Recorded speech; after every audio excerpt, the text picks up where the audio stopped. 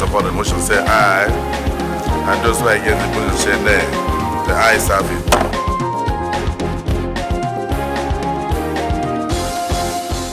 Hello and welcome to the program. I am Dennis Adigunloye.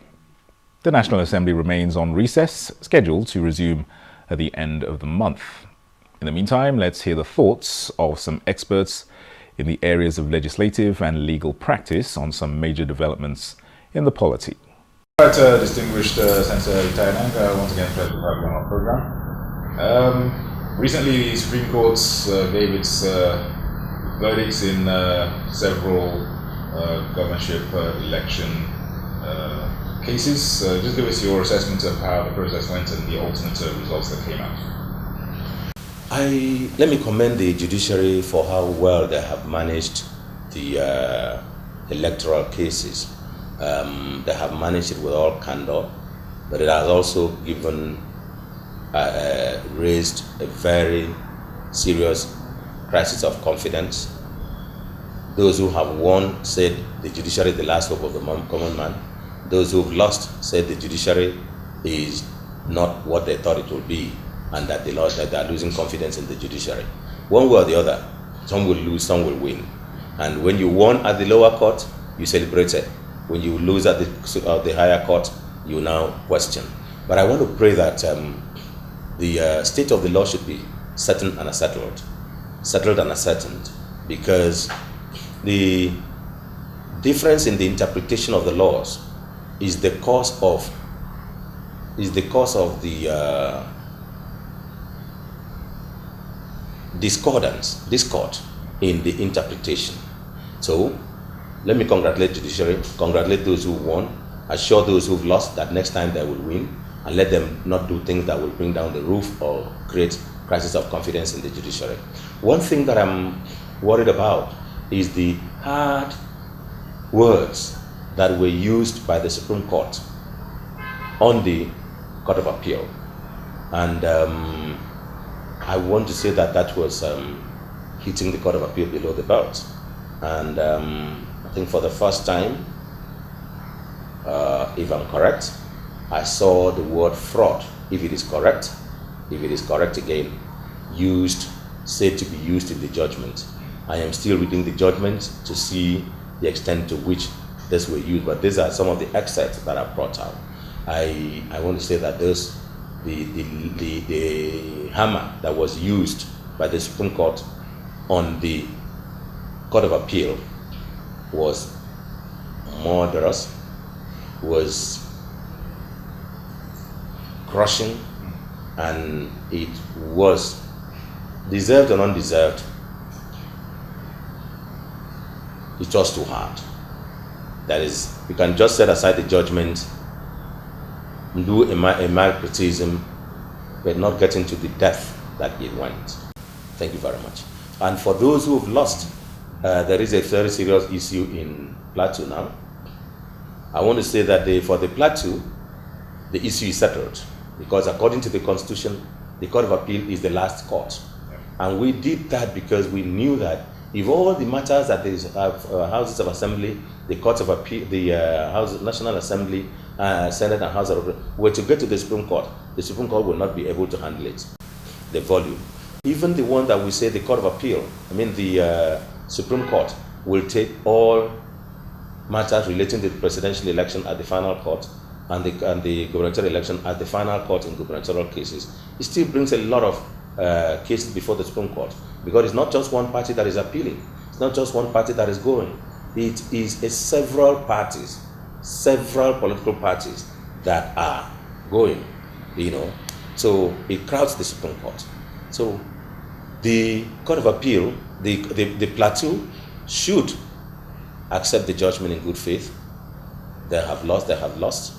And I heard the Speaker is said to have said that he recognizes only, 8 or 9 or 10 of the members of the other political parties, and he doesn't recognize those who were declared by the Court of Appeal.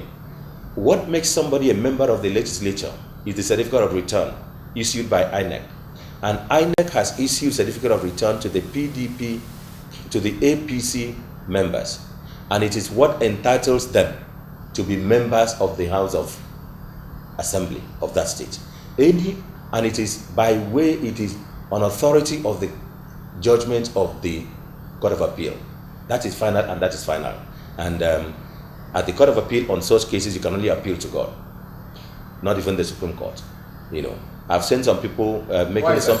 Why can you not go to the Supreme Court in this? Because the Court of Appeal, the Constitution makes the Court of Appeal the final appellate court in matters, in appeals relating to Houses of Assembly, House of Representatives, and Senate elections. You can't go beyond there. So they have to accept it. And so the Speaker and the leadership should not try to cause any crisis, because otherwise that House of Assembly will be unconstitutional, because it is not made up of at least 1/3 of the members. Again, there is something that I want to suggest, that on the amendment of the Constitution, because we see a situation where somebody holds a certificate of return. Because the Speaker is presiding, he does not swear in the person. And if he doesn't swear you in, then you are not a member. And so, if the Speaker, like in Plateau case, is from the minority party, he may not want to swear in members of the majority party who will come to be more in number than him and may come to impeach him or remove him because of this is a minority. So he's not just protecting a political party or a judgment, it's like protecting his seat, and that should not be allowed. So the Constitution should be, I'm sorry, I was thinking that we will not have cause to cause amendment of the Constitution any longer, because the Constitution of Nigeria seems too bulky already. And there has been too many amendments, matters that should come into an act are elevated into the Constitution. Now, I want to think that we should do something about this provision.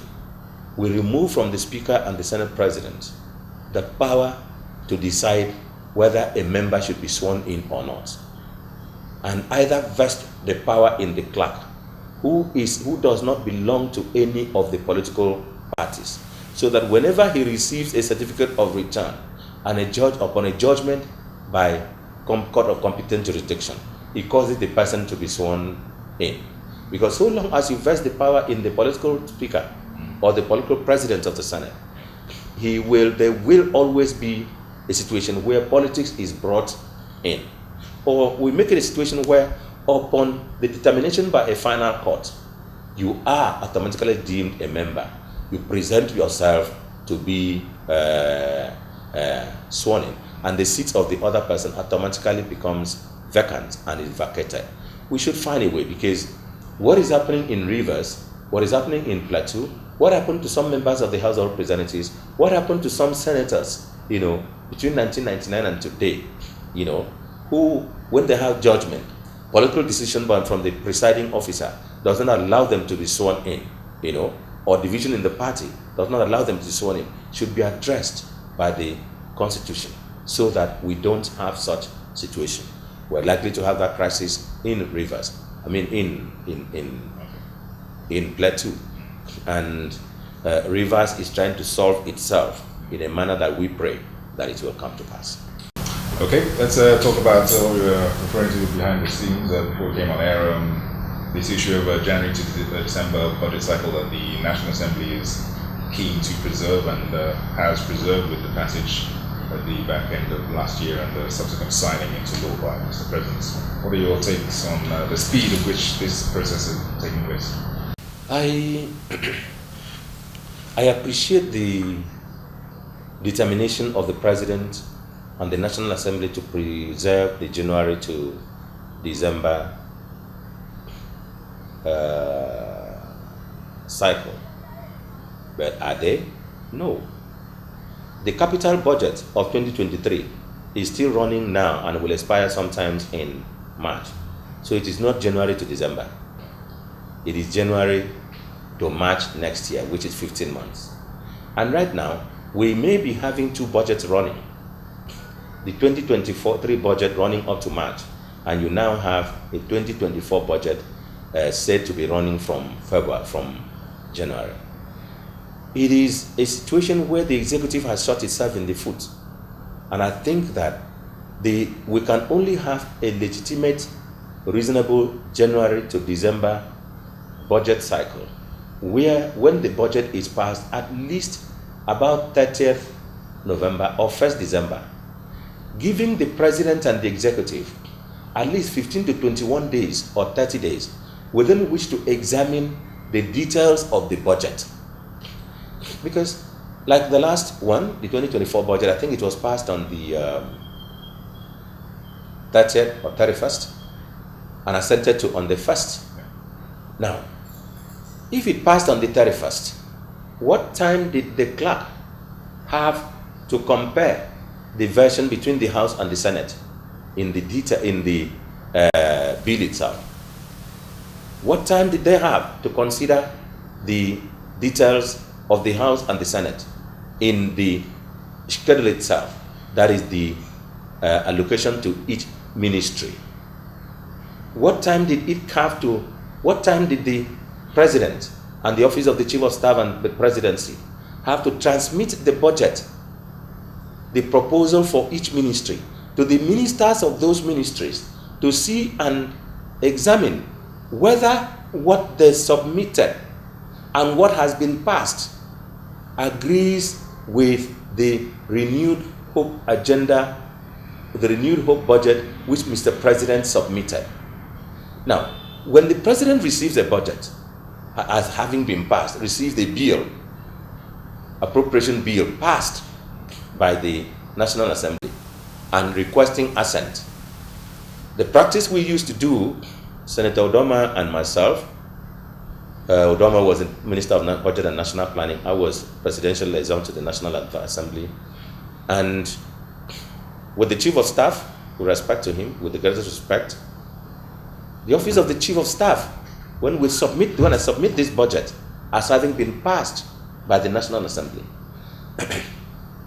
the Chief of Staff, at the instance of Mr. President, will cause the budget of the Minister of Works to be sent to the Minister of Works, Education to be sent to the Minister of Education, Science and Technology to be sent to the Science and Technology, Communication to be sent to Communication, and sectorally, each of them, the Judiciary to be sent to the Judiciary.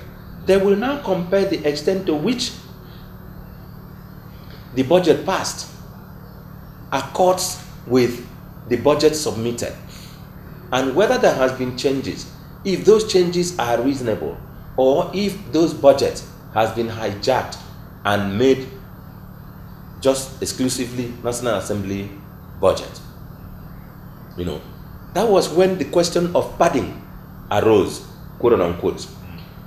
Now, when Mr. President is satisfied having input and responses from each of the ministers submitted to the Chief of Staff in response to his request for them to examine, he will now confer with our team led by the Minister of Budget and National Planning and the Minister of Finance and agree whether the budget should be assented to by the President or not. If it is agreed to, then they now fix a date for assent, and the principal officers of the National Assembly, presiding and principal officers as determined by the Chief of Staff, will now be invited for assent, for the ceremony of assenting to the budget. But this one, you pass it on the 30th or 31st, Mr. President assents to it on the 1st. They haven't looked at the budget. There is no magician. There is no magic to look at it and to agree whether it amounts to this. So the question of trying to keep the January to December budget cycle is not reasonable when the budget is passed 12 hours, is passed 24 hours, and then submitted 12 hours to assent. It doesn't give the presidency team, doesn't give Mr. President the presidency team the opportunity to allow the ministers to examine the extent to which the budget accords with the plan. And what this has done is that it has, the presidency and the executives seem to have lost or surrendered the powers of appropriation. initiating appropriation, defending appropriation, saying what should be done in terms of budgeting. Because whenever you sign, you are bound. Whether what the legislature budgets of you and you sign is right or wrong, you are bound to implement. So it's not reasonable. So we should review it and say, unless it is submitted, which gives the president at least 3 weeks to look at the budget passed before it is assented to. You now give the National Assembly, the legislature, the exclusive power to determine what puts in, and it is assented to, without the opportunity of the presidency team examining it, the ministers, the ministries, departments, and heads of agencies and departments examining to see whether it is right or wrong.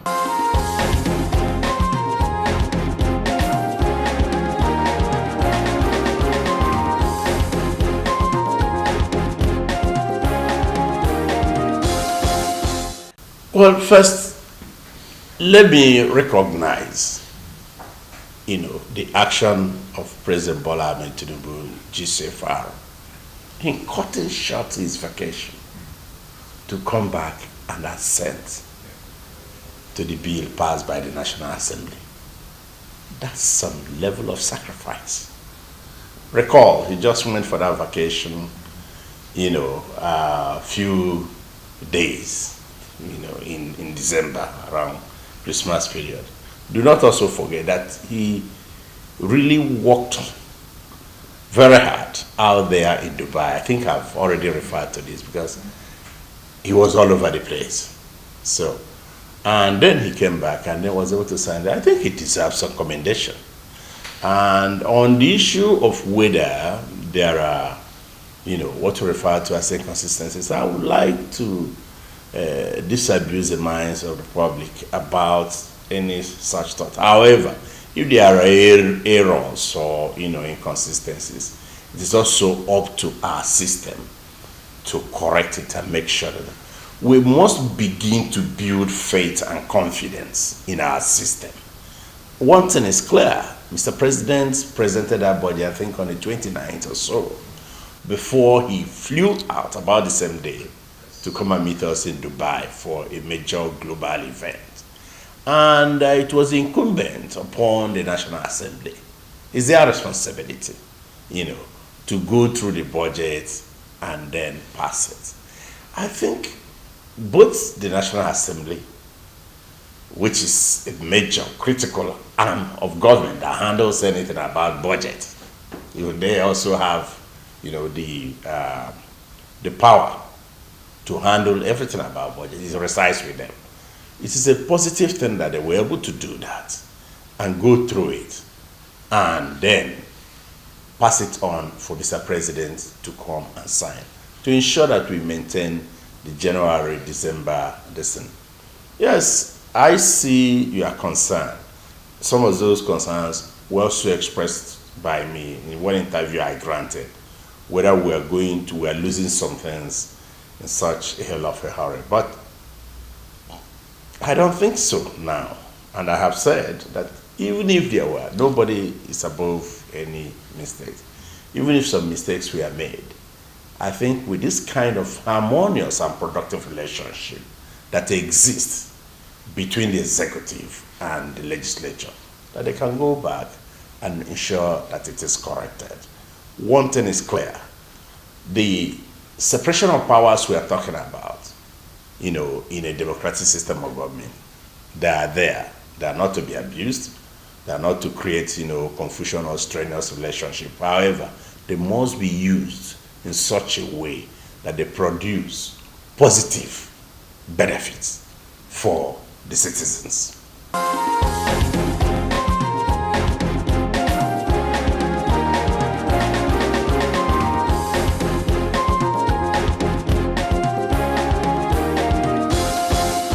One of the things I would like to see the National Assembly do going forward is to ensure that Section 22 of the Act, which clearly provides that every ministry, department, and agency should have a climate change unit, headed by someone not below the rank of a director. That's put into effect. As they carry their oversight functions, they should look out for those things and ask those specific questions. But because what is remaining right now is robust implementation of the act, and not necessarily, going for other, legislations. That's one. Second is to ensure that when budget is brought for them to review before passage, that there are clear provisions for climate change activities in those ministries, departments, and agencies. This is the only way, through which we can tackle the menace of climate change, that of which you are aware is ravaging not just the country, but it's a major global problem that the world is finding difficult now on how to tackle. And that's why so many critical decisions were taken during COP28, like the operationalization of loss and damage, and even the capitalization, because some money was set aside, maybe in the region of about $700 or so million. And then you also saw the other far-reaching decision on transitioning away from fossil fuel, which no doubt will impact on our economy and resources. But like Mr. President said in his speech, which he wrote, that was published by CNN, this is a heavy burden that we have agreed to undertake. But we also need support, both financial and technical, to be able to move along, because that's the only way the world is going towards now. And we are not going to be left behind. We have to transition from fossil fuel to renewables. And that's why I'll take this opportunity to commend Mr. President for the way he signed the Electricity Act 2023, because therein are provisions, 144, 42, 43, 164, those sections that clearly stated actions to be taken on renewable energy, mini-grid, off-grid, and even to set aside funds to ensure that underserved areas where we don't have electricity, that these areas are attended. So the Electricity Act 2023, which Mr. President signed about 10 days after assuming office, has the potential to support the provisions of the Climate Change Act in ensuring that we're able to achieve a lot for the nation.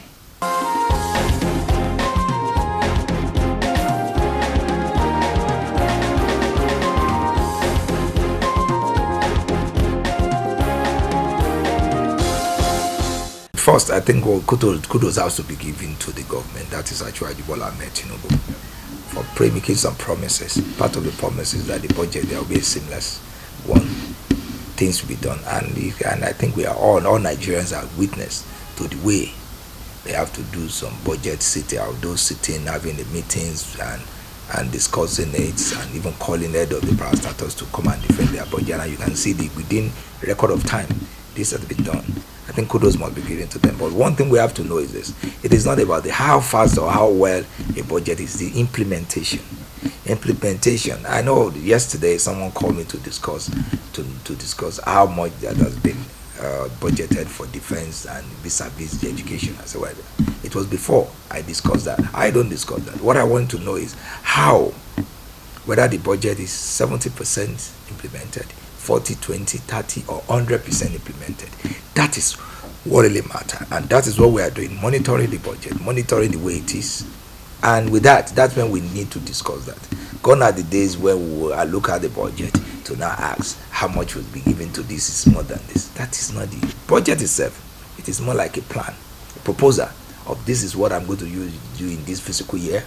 How? And it is when each memo and request being approved and money is being expended. That is what one need to do. And that's what I believe the media, the civil society, stakeholders should be more concerned with, to know how this budget is being implemented. Not how alone, how it is that is being able to solve and to assuage the feeling and to provide for the welfare, for the general being of the entirety of the community called Nigeria. And mind you, if you ask ourselves, good governance, what it is the way government implement its policy and then manage the resources to the good of its people. That it is. It's our way. That's when we talk about. So whatever thing we talk about project, what matters most is good governance.